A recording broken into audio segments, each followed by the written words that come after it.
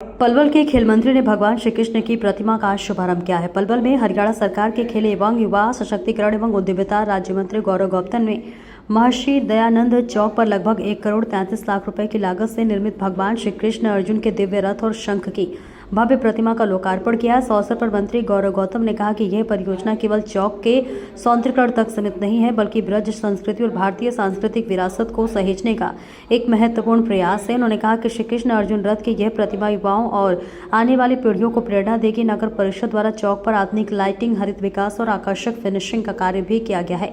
कार्यक्रम में कई जनप्रतिनिधि, प्रशासनिक अधिकारी और गणमान्य नागरिक मौजूद रहे। आज इस प्रतिमा का आरामन हुआ है। भगवान श्री कृष्ण और अर्जुन जी को संदेश दे रहे हैं कि किस प्रकार से विजय की तरफ आगे बढ़ना चाहिए। उस महर्षि दयानंद चौक उस बात का प्रतीक होगा। पलवल में भव्य और दिव्यताएं जो बन रही हैं, लगातार इसकी तरफ विकास की गति बहुत तेजी से आगे बढ़ रही है। हम उस पर आगे बढ़ रहे हैं।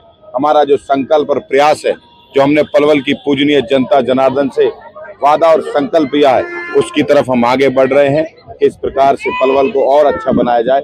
लगातार एक प्रतीक आज ये महर्षि दयानंद चौक उसका बनेगा, ये हमें पूरा भरोसा है। मुझे लगा 1,21,00,000 रुपए की लागत से 1,33,00,000 की लागत से ये महर्षि दयानंद चौक का सौंदर्यकरण हुआ है।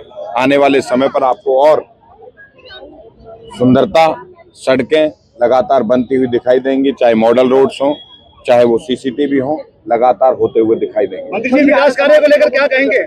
बहुत अच्छे काम चल रहे हैं, चाहे वो नगर परिषद के क्षेत्र में 150-200 करोड़ रुपए की लागत से बन रहे हो रोड्स हो, या फिर नगर पर पलवल में 800 करोड़ रुपए की लागत से बन रही हुई लोगों को स्वच्छ जल देने की परियोजना हो, चाहे वो हॉस्पिटल्स हो, चाहे बिजली का हो, चाहे पीडब्ल्यूडी विभाग का हो। हर तरफ हमने तय किया है कि पलवल के अंदर 5 साल के अंदर कंस्ट्रक्शन रुकेगी नहीं, ये भरोसा आपको दें। आज के लोगों में विरोध प्रदर्शन है, इस प्रतिमा को लेकर के क्या कहेंगे? नहीं, कोई विरोध प्रदर्शन नहीं है।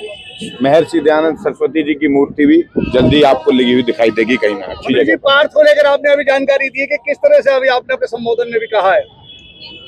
पलवल की जनता जनार्दन के लिए कहा था कि पूजनीय कृष्ण भगवान जैसी रूप में वो आए, और जब सब लोग बड़े बड़े लोग हमारी खिलाफत का काम कर रहे थे, तो अब वो तब पलवल की पूजनीय जनता ने कहा कि कृष्ण ने, जब अर्जुन ने कहा था माधव सब खिलाफ है, तो भगवान श्री कृष्ण ने कहा था पार्थ सब हारेंगे, और वही पलवल की पूजनीय जनता जनार्दन ने करके दिखाया।